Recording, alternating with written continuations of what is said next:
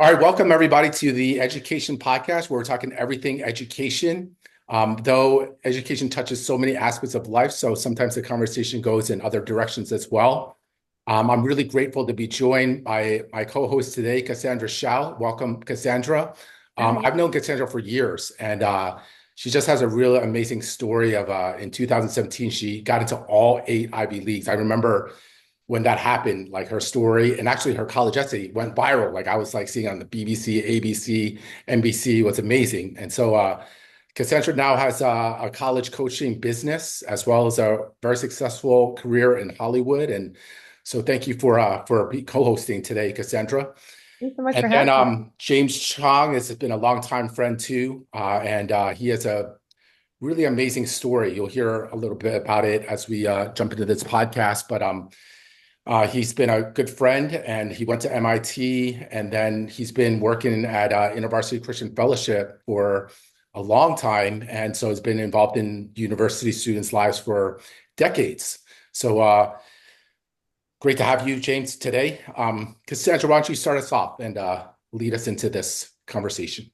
Yeah, James, I would love to get to know kind of like your origin story leading up to your time in college. So, where did you grow up? What was that community, that experience like? Just give us a taste of that.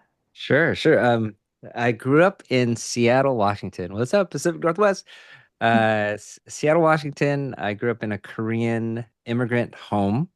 By the second grade, so I was going to like the local elementary school, and then by the second grade, I got into this magnet program that was part of it's called the Individual Progress Program at the time. I think it's changed its name since then, and started being bused to inner city schools of Seattle, which was going through its desegregation experiment. Seattle was one of the cities in the country doing that. And so the schools that I went to, they were the magnet for the top, I think, 0.5% or 1% of the district. But or yeah, but they were set in the city. So these are really diverse environments. Most of the schools were majority black, probably around 50% or more, and then 40% white, and then 10% other, which included me. So growing up, it was that. And I went to a historic, it's kind of like a historic school in Seattle. Garfield High School is a pretty well-known school there. And with alumni such as like Jimi Hendrix and Quincy Jones, who just passed away. And um, I thought Bruce Lee went there. I just was corrected within the last year. He did not go to our high school. But Wow. there's some pretty famous alumni that have come out of Garfield. Brandon Roy played in the NBA, came out of Garfield High. And so strong music, very spirited school. And there I was trying to fit in as a part of that. And it was really fun to be there. I loved being at Garfield High School. Got involved, and the motto of the school is everybody is somebody. And so it's a great place to be. And then yeah. And so then at up to that point, and so I was in Seattle for most of my life until I went to college. Nice. Did you believe that everybody was a somebody? Did you believe that about yourself? Oh, about myself, I was probably pretty. Oh yeah, I was a good mix of cocky, a good mix, and a mix of cockiness and insecurity, as a teenager. So I probably felt my parents, they were very encouraging, and they made me feel pretty special. Um, yeah, and I guess academically, I was doing pretty well. There's Mhm. a little stint in this origin story that's probably really unique, is that at the University of Washington had this thing called the early entrance program. Mm. So what happens is in the seventh grade, there's a bunch of us who take the SATs in the seventh grade, right, to test your aptitude. And apparently it was good enough to get into the University of Washington. So Wow. Oh. then what happens is a dozen of us were selected to skip high school and go straight to college. And so I didn't want to go. I wanted to go to Garfield High. My parents, however, was like, this is an opportunity of a lifetime. You got to go. So the deal was struck, and I would go there for the first semester or first quarter at the University of Washington. And if I liked it, then I would stay. If I didn't like it, I could go back to high school. It was a weird way to get to Garfield High. I ended up skipping high school, going to college basically for a semester, but with all intention to go back to high school because I wanted a college experience, Yeah. and ended up coming back to Garfield in the middle of our freshman year and trying Wow. to get acclimated to high school then. So that's a little different part of it. So yeah, that's sort of the background of like there's a uniqueness and as I did feel like I had something to offer. Uh, Definitely. but you know, like any teenager, also like I'm a skinny Asian kid, so just trying to figure out my way. Wow. Wow, that is really unique to take the SATs when you're in seventh grade. I mean, A that's lot of us did it, yeah, really and that's okay. sort of and then it sort of gets you into these tracks like the Center for Talented Youth, or I don't know if these things are still around, but that's how a lot of these tracks are set up for these summer programs that you might attend in high school. Right. Right. But So, a lot of us did take it. so related to that though, like I mean, both Cassandra and myself, we've been coaching a lot of students, trying to get into, you went to MIT. So actually Mhm. that's at the top of the list for a lot of students these days. I mean, or all along the way. What would be your recommended path? Should we start telling them to take the SATs in seventh grade or, you Oh, know, mercy. Oh, please don't. yeah, That was just a thing there. Yeah, I don't know. And it does seem like these days I have a son who is applying for college now. Like it just feels so much more competitive now than back in the early 90s when I was applying for college. So that dates me quite a bit. So I don't know if I'm the best person to ask about in terms of what's the track there. Yeah, Mhm. obviously I took uh the most I I took the most of my opportunities, but also coming from a Seattle inner city school, when I got to college, I realized how far behind we were compared to like a Washington D.C. or Stanford, the Bay Area. These schools, they were just so much farther ahead. So, I think uh, how many the number of AP courses, I gotta think it was only like four or three. It wasn't that many compared to like how many they could take Right, now, right, how many are more offered. But you take the most, tried to take as uh I didn't go extra, like tried to go to college early. I did end up but I took what I could at high school, like what were the toughest classes. But I think mostly took a lot of I was really involved, right? And I really tried to set up a lot of I don't know if I was doing it for college. I just wanted to get involved, right? So right. I think probably what helped on my side was I just had a strong extracurricular background. I was the class president of this diverse school for 2 years, junior and senior year. Wow. I was the co-editor in chief of the newspaper. Um, Played varsity tennis, but it was inner city tennis in Seattle. I mean, how good is that going to be? It rains all the time, so it's not even like we're getting a chance to practice much. But I also got involved with I was really cared about desegregation, and they were at that time starting to talk about dismantling the program. So a lot of us were trying to be activists about that, and we ended up being honorary members of the Seattle Urban League. Mhm. Be in the news, like in the local news anchor, like the studio, to talk about our case. So I just think there was other things, and also a leader at the church community that I was a part of. So I think I just had a mix of like, oh, here's this person, and just wanting to be engaged and wanted to connect. And I think the academics were strong, but my SAT scores weren't actually that stellar compared to others who got in MIT. But I Okay. think I had a strong, I think that can make a case that I'm a person that wants to get involved and wants to make a change, and to be a part of that. And I think that reflects well. And so, Cassandra, I didn't apply to as many schools as you did. Yes, I don't have the record for you, but I was able, like, I applied to three schools and got into those three schools. Yeah. Yeah. What advice are you giving you said your son's applying to college right now? Do you have any? Yeah, he is. Yeah, yeah, yeah, yeah. And I think it really the advice is really just make the most of every opportunity. Um, you don't want to idolize your college. You don't want to put all your eggs and your identity in that. Like I'm trying to help him be balanced about it. Go for what you can, but if it doesn't work out, that's not the end of the world. Um, but yeah, he's my oldest. He's a bit of a go-getter, so Oh, good. he's got also gotten involved at school and sort of he's really pushed himself academically. So I think, for him, I think he's, making his best case, right? Yeah. And then at that point, it's sort of like dating. You're sort of looking for a fit and hoping they'll say yes if you want to say yes, and we'll see how that goes. But just trying to help him not stress out about it. And I can honestly say he hasn't been.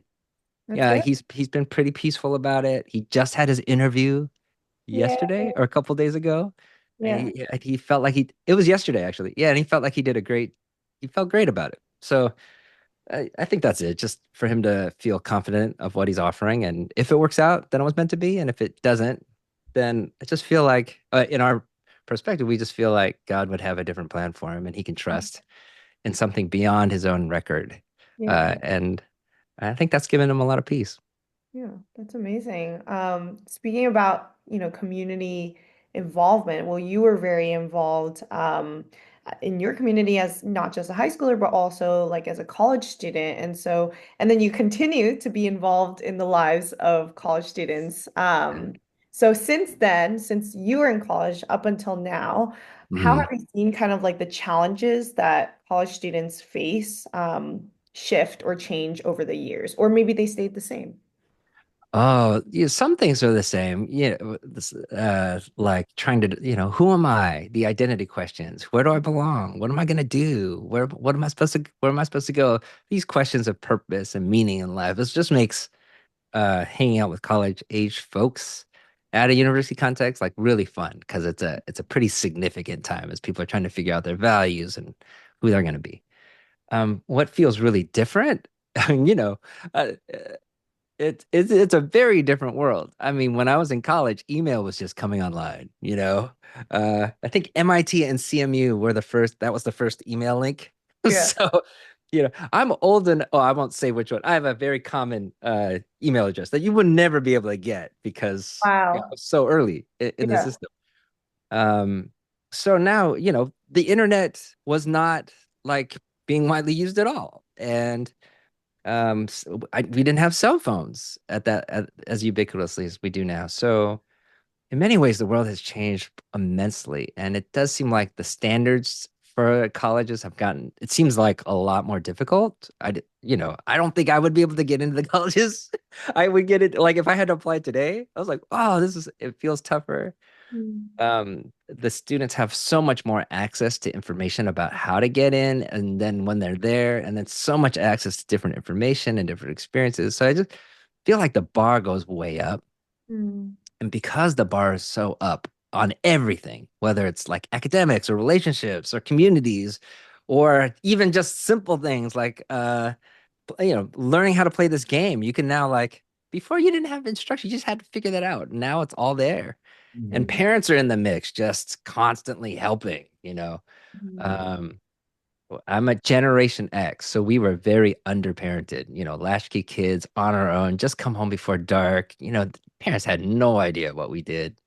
Now we can track them on phones. We know what we're doing. We can get in there. Um, Moving from like even helicopter parents to like bulldozer parents or drone parents, right? They're in the mix, helping people throughout their time um, as they're emerging adults. So I just think the expectations are really high, and it's just hard to get there. So then people struggle with a sense of like, am I making it? A sense of failure.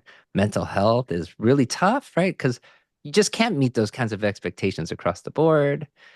Um, they want so much, but they can't get it. As much as they already have, they can Yeah. dream so much more.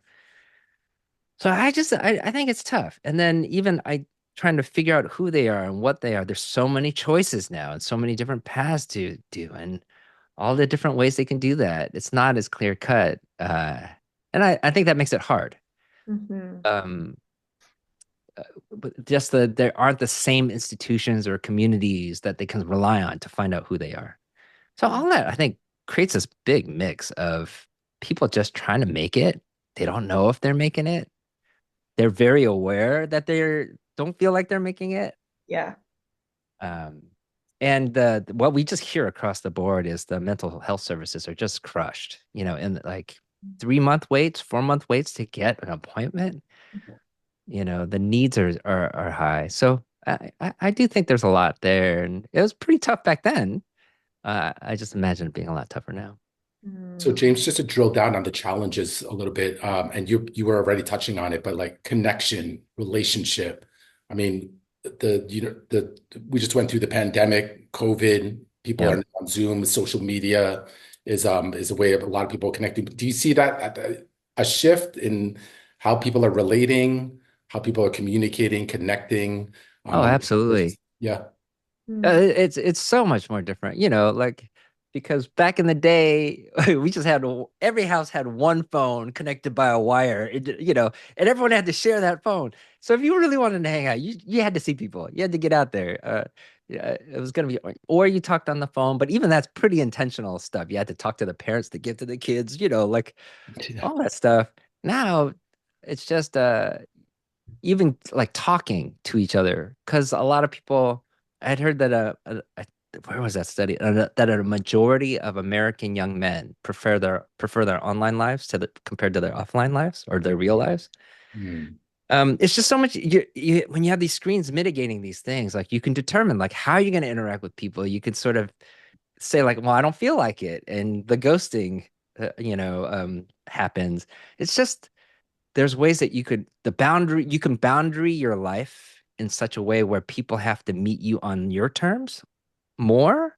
But I think what that does is it makes it much harder to bond. Because if everyone has to meet you on your terms, how in the world do you adjust and make connections? Because you have to be compromising, listening, being willing to bend and meet people on their terms in order to connect. Mm. So I do think they've got all these ways to connect in non-physical or virtual spaces. They're able to connect through technology in ways that was just unheard of and unimaginable uh, a couple generations ago. And yet I think they feel really lonely Mm. because they have expectations, and then they also don't know how to connect. And it just makes it really hard. People desperately want to connect with each other because we're human beings and we're social, and yet they're finding it difficult, whether they think it should happen a certain way and it's not, or just being around people just makes them uncomfortable, and they have to work through some of that social anxiety in order to be able to connect. Yeah. And then the level of commitment is so hard for folks, just like they're being taught constantly today that freedom is king and having choices is the best thing and having your options open. Don't lock down too early because you want to be able to live your best life. This is the message they're hearing again and again and again. But what that does, I think, is that it erodes, if you just put freedom as your top value, it erodes your ability to commit because you're always wondering, like, oh, why there might be cooler people around the corner, or there might be a better thing to do on Friday. I can't come to this thing. But it's in the commitments, in the limiting, in the shrinking of options that we actually find purpose and meaning and identity and all the good things that we actually want. Right? It's well, like for those who want to be married, like you're saying yes to one, but you're actually saying no to everybody else, right? Yeah. Like the 8 billion others knows, or in my case, just two other people. I didn't have that many. So like this is that's the conundrum, right? So you have to choose and you have to limit, but they're being told not to, and Mm. so I think it's a tough time. I think people really want to connect with each other, and they really don't know how, or Mhm. they don't know how to persevere through the awkwardness to get to a point where they feel more connected. So, Mhm. do you have a suggestion? Like, because I know in InterVarsity we've had other conversations before about how you kind of shifted ministry and just how to reach university students with, Mhm. this connection issue that's happening.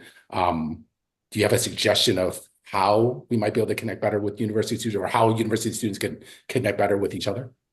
Yeah, I think we have to make some cases for stuff like I think you make a strong argument for commitment and just Mhm. say if you like these friends, you like them enough. They're not perfect, but like they meet like 50%. Then Mhm. Mhm. stick with them for a bit. Mhm. Try to stick with them. See where that goes. Uh, the longer you stick with them, the more you'll get out of it. Mhm. And work through the fights, work through the stuff, really try to to stay with people, learn. I think that's going to be a skill that's difficult, but to encourage and say like there are good reasons to learn why you should stick with certain things. Um, I think the other probably strong advice is just like put your technology down. Do you know what I mean? Like put your Mhm. phone away, really limit it. I think the studies are showing like social media technology, it's hurting our ability to hold attention, to connect with others. I mean, even the fact if you just leave your phone on the table, right, you're communicating to people like this thing might be more important than you. If this rings, I'm going to pay attention to this thing. Mm. And just like figure out like any bad habit, how do you put the stuff in its proper and bounded place so it doesn't, sort of in my worldview, an idolatry is a desire that just becomes inordinate. It just sort of takes over. An inordinate desire. It's a good desire that gets sort of takes over. And, with boys in particular, I have two boys and a girl, tech, video games, their phone. Got to make the case like your brain is getting wired, right? Neuroplasty. Your neural networks are being rewired as you keep letting this thing form you and shape you and determine who you are. Put it away, lock it up, have times, put your own limits on it. Tell yourself if you're at the dinner table or in the car that it doesn't come out. Make some rules so that uh it will just keep it, the Silicon Valley, these corporations, right? They are monetizing our attention. They have every incentive to try to get us hooked to these devices. And they are spending millions to do that. And they're putting their smartest people to learn how to hook us. I think we should really look at that and go like, that's happening. How do we lock this stuff away? So Mhm. like really like put the phones down, put it away, and have some boundaries on it. And there's Yeah. been a lot of intentionality because in other conversations that we've had about even in your work with InterVarsity and just helping students to connect. Like I remember you talking about like board game nights and trying to just gather students together. There's been a lot of intentionality to kind of like help students to foster that connection, right? Yeah, absolutely. And we really try to go out of our way. Like I think a lot of university, like the organization I'm with, and they're on ministries throughout the country. They serve on campuses throughout the country in campus ministry. You're just really trying to teach people social skills. That's a big part of it. And then we have stuff there, like training, actual stuff there, just to teach people how to connect Yeah. and just to tell people it's gonna feel awkward sometimes. It's Mm. okay. Don't freak out. It's not like the movies. It's not always perfect. So yeah, you have to do that and create spaces for people to connect in more natural ways. And in fact, yeah, and in some of those spaces, like when they go to a retreat, like a conference off campus, or do they do these other kinds of things, you do have to like have some guidelines about technology Mhm. Mm. to just help people connect with each other. Like my son, my second, it is that kind of thing. Like he really wants to connect with other people, and he complains about how everyone else is on their phone, Mm. right? They really see that. They see this. He doesn't know how to connect with people in his school because they're always on their phone. So Mhm. then he falls to going on his phone because he doesn't want to feel awkward, right? Because everyone else is. But you can see how that's this vicious cycle, Right. and Right. someone's got to break it. Yeah, I'm a counselor for our church's high school ministry. And Hmm. just this year, we implemented a rule of like collecting everyone's phones and just putting it in a box for the Yeah. entire time. And I'm sure it was like really painful for them at the beginning, but they're actually having more conversations and actually Right. more engaged and actually talking to one another, which is so Mhm. crazy. So that's been like really lovely to see. But before we collect phones, it's just they're all like locked in, like playing video games and like just sitting there, I guess sharing in each other's presence, but not really because their minds and brains are like here. And so it's wild how much difference that makes. Oh, 100%. That's right. And the old school arguments you used to have, like, hey, it's like an argument over a fact. Like Yeah. back then, you couldn't check that fact. It's kind of fun to like not be able to do that. I try to argue that stuff out. So kind of in the old ways, but it is people do at some point will appreciate that, right? Yeah. And that I think that's their and that's not just young people, right? It's people our age, like parents. We're all like this too because we're tired and we're on our phones, that kind of stuff. We kind of need to watch it too, right? So I think it is there, and they appreciate it when you can put some limits on it. Mhm. So fully agree. Yeah. Yeah, Oh, it's my wife. So she's a professor here in Southern California. She has a rule in her class, so she doesn't allow any screens in her class. Can you wow. imagine? So you can't That's take notes on a laptop.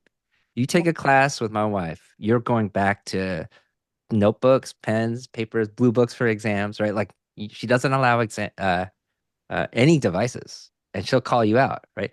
In part, she's trying to scare you off a little bit, like. so But she's also a really highly rated professor, and her students are really engaged. yeah. She makes an apologetic for it. Your memory's better, your engagement is better. There's a lot of things that you benefit by not having the screens around. And I think her students feel that too. Like even in an educational setting, that sometimes the devices are actually getting in the way of learning and engagement and participation. And that's if that's true in class, how much more so is that going to be in communities? Yeah. Yeah. What subject does she teach? Political science. Oh, wow. Okay. Yeah, back to pen and paper it is. I actually Yeah. I it's my understanding that when you use pen and paper, you're using different parts of the brain and obviously different motor functions than you would typing it. So creatively, I've been told because I'm a writer, like if you're Uh, stuck, like writer's block, like switch up the medium, like go mm, a pencil and paper because it unlocks something different inside of you. oh, that's so good. That's right. And they say like that's why when you're reading a book, it's actually easier to memorize, to remember or recall it when you're reading an actual book compared to like a Kindle or an e-reader, because Mhm. your brain, uh, and people use this as a mnemonic device, as a way to memory. Yeah, if you locate a fact in a location, right, that helps you remember it. So when you're flipping through the pages, you have a location of where these facts are, but in a way that you don't with just scrolling through a screen. So I think it's fascinating. Like different mediums and different things can unlock different parts of your brain, and that's fantastic. Yeah. So going back to kind of your experience at MIT and where faith kind of entered the equation for you, I guess in a more career-oriented path. Can you tell us a little bit about your own journey, but also, as someone who has, been working with college students throughout all of this time, um, how people can navigate like a place like MIT or a higher education place with also their faith. And I don't know if college students nowadays like find that difficult or easy to like live out their faith at a place like at a higher education place. Sure. Oh, there's a lot there. Yeah, and I'll try to keep it short or brief. I did good. I went to MIT to be an electrical engineer. The dream was do that. I wanted to be like in consumer electronics, a la Steve Jobs. Make a little nest egg, and then at age 50, go back to Garfield or inner city and teach math. That was the dream. Um, and yeah, and I think long story short, I did my faith was not my top priority when I first got to college. I joined a fraternity, and sort of that life happened. Um, when I started, but through a campus fellowship, the university on campus, they were the ones that brought me back to faith, a big part of it, as well as some experiences that happened back home in Seattle. And these folks were like, smart and they loved God, which they loved Jesus. And I hadn't met that combo in Seattle, you Mhm. know. But I was very intrigued by some really sharp minds who are also devout in their faith and wanted to know more. And they were really nice and friendly. And there was something about them that was really compelling that I wanted to be around. And so uh, they helped me. And I think at a place like an MIT in particular, there are a lot of Christians there. There are a lot of people who follow Jesus and people of other faiths that are there. And I think that's in part the way the educational model is set up at MIT. Like At an MIT, you're trying to find the answer as fast as you can. It's a science thing, right? There's a truth out there. There's something out to figure out. It's solve the problem and do it as fast as you can. There's a little and have fun along the way with your friends, right? Whereas opposed to like a different school, like I'm thinking of a Harvard where you're taught to like question everything. Hmm, interesting. So question all authority because that's how you learn, which is great too, right? But you can imagine then, and in a classroom, I've been in a Harvard classroom, and a professor will ask a question, almost all the hands will go up, you know. Mm. Back then, with an MIT, if the professor asks a question, no one's raising their hands because no one wants to look stupid. You know, what I mean? They're just holding back. Just the one kid in the front row correcting the professor, and everybody else is dead quiet. We actually are. There's a little bit of like, please don't raise your hand because we're trying to learn this as quick as we can, and you're slowing us all down at MIT.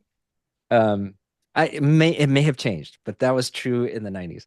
An institution like that, you're trying to find out what's true, what's the answers, and that's sort of, that's why you study the sciences, and a lot of those folks are people of faith. Yeah. Um, and so there were a lot of people doing that, and it wasn't a contradiction at all. Yeah. And science and faith, I think, answer different questions. I think I'm being really simplistic, but religion answers the questions of why, and science answers the questions of how things work. And I think each one oversteps when they try to answer each other's question. When religion tries to answer the question how, and science tries to answer the question why, right? That's I think each side starts to overstep. So I think there's a way for all that to be together. And just as we've seen in campus ministries, they thrive. There are places in all of these elite institutions, all the schools you got into, Cassandra. There are people of faith there, and seeking that out and seeing how that plays out. That if all truth is God's truth, then we shouldn't be afraid to pursue the truth in Mm, any way possible. yeah. Mm. And in that way, I think we'll find it's an old Carl Sagan quote, like where he said, like all these scientists are climbing the mountain, and when they get over the edge of the ridge, they see a band of theologians playing music together, right? Mm. Like, and it's just we're describing the same phenomenon in different ways. Mm, Mm. And how does that play itself out? So I do think that there's a place for that, and my faith thrived in college. Felt mm, like that was the place. And I think faith then helps us have a good perspective about what we're doing in college, right? Then it gives us a good balance of you don't idolize your studies. It won't save you. It won't make you a better person. It's not going to be the thing that, will save your marriage down the road, right? Like this is the kind of stuff that's like, it's hard, right? It's uh, the stuff of college can't do everything for you. You need Mm. other things.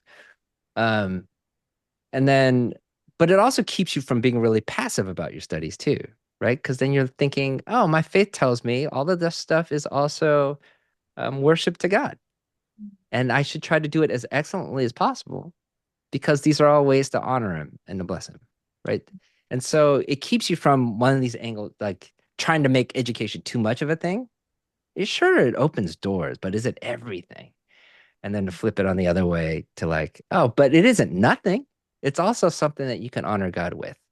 And how do you do that? And I do think faith helps inform the educational project well. That's great. James, what do you, how do you see the Christian climate these days on university campuses? I see the sign in the background, revival.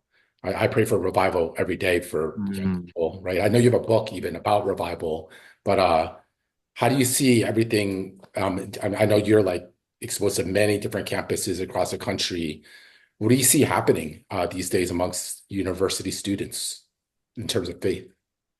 Yeah, it's a mix, but right now, like, and what we hear in the last year and a half, there's been a lot of spiritual sensitivity, a lot of curiosity about faith happening, a lot of people desiring more. I think they're seeing that the world and its promises, like they're just looking at culture, they're looking at sort of the promises made by culture, and they're not delivering either from the left or from the right, right? and the promises are made are not delivering. And I think there's a sense of people wanting to know, what is this all about? Is there something more than just making the buck or getting a good job? Is there something more? So it's actually a pretty heady time right now. It's pretty. I'm hearing across the board that of course there are places that aren't like that, but um, I've heard from not just university people, but campus ministers in different organizations all saying like, I haven't seen spiritual hunger like this in a long time. Wow. But some saying like, I haven't seen this in my whole time on this campus. Yeah. Wow. And so that's an exciting time. It's also it's a tricky time and there's a lot of stuff to work through and it's a pretty complex environment to try to be people of faith Yeah. and to have convictions that might be against culture or just culture laughs at, while also sort of, you know, being humble about that and being in conversation about that. It's a tricky time. Um, Do you think but there's I any hope. connection between like what we were talking about, like connection, relationship, a lack of connection, and then now this hunger that you're observing on college campuses? You think there's relationship between those two things? Oh, sure, absolutely. To the point, like, people are feeling so lonely and so anxious, right? Mhm. Like anything that helps them feel less that is pretty welcome. Mm, And you don't want, I'm not trying to be like manipulative or, take advantage of people's needs there, but like we are, as people who are in my worldview, right? We're made in his image. We're made in God's image, and God is a communal God, right? We're sort of made for each other this way. And uh, so when we're dealing with our anxiety, what I've learned from a neuroscientist in our community at university, he says like loneliness makes all mental health issues worse. Mhm. So if you're feeling wow. anxious, if you're alone, it'll make your anxiety worse. If you're depressed, if you're alone, it'll make your depression worse. Yeah. So if there's ways that the people of faith can say, like, look, we're actually, because we, like the literal thing of we have God in our lives and God's a communal God and keeps bringing us together, particularly people who shouldn't be together, but keeps bringing us together. Maybe there's a place for you to come here and to be together and to learn about like there could be so much more than just the life we see. There could be this world of soul and spirit and meaning and beauty that's available to those who follow a faith. And do you want to learn more about that? And I think that's a pretty compelling message these days. Yes. Wow, that's good. Yeah. Yeah, so we're keeping dreaming, hoping, praying for revival. But I also want to ask you, this is our like closing question. What are you hoping and dreaming for in your season of life right now? Yeah, me, the old man. There's a lot of me that um just wants to be faithful. And it's a pretty it's old school way of putting things. And like I said, I'm getting older. I just want to be faithful to what I've been given, the responsibilities that I've been given. And can I, if earlier in my life I was just trying to get my life together, like now I'm trying to ask, like, can I give my life away well? Wow. How do I give my life away well? I think I'm at the point where like I probably already peaked, 15 years ago. I probably already passed my prime on so many different things. So it it's almost like no, I'm enjoying a lot of the fruit of that. And so what would it mean to give that away and to empower the next generation and to bless them to carry whatever torch they're meant to carry? And if I can be there as a cheerleader to help them on, I would love to be a part of that. Mhm. And that's why I love doing what I do. I mean, I've been with university for 30 years. You know, I I was in Texas just a couple weekends ago, teaching 18-year-olds, being with 18-year-olds, hanging out, right? And I was like, oh my goodness, that's like the age of my kids. I'm getting to the point where like I'm almost 3 times as old as freshmen. Yeah, Mm. do you know what I'm saying? That's Yeah. old, but they still want to hang out with me. At some point they won't. But you Your know, spirit is young. Your spirit yeah, is oh young. yeah, yeah. I try to stay immature so I can keep connecting. And so as long as that keeps happening, I would just love to keep pouring in. And if I can be a part of whatever God is doing in the next generation and blessing that and just say, hey, you guys can do it. It's your turn. Your turn to do something. You've been given this world. What are you going to do with it? What is the spirit leading you to? I'd love to be a part of that. Beautiful. Awesome. Hey, James, thanks so much for your wisdom and sharing with us. We really appreciate you. Thanks for your friendship with me through the Yeah, years. for sure. And Cassandra, thank you for co-hosting today. Keep up all the great work that you're doing too. And that's it for now. And we'll see you guys next time. Peace.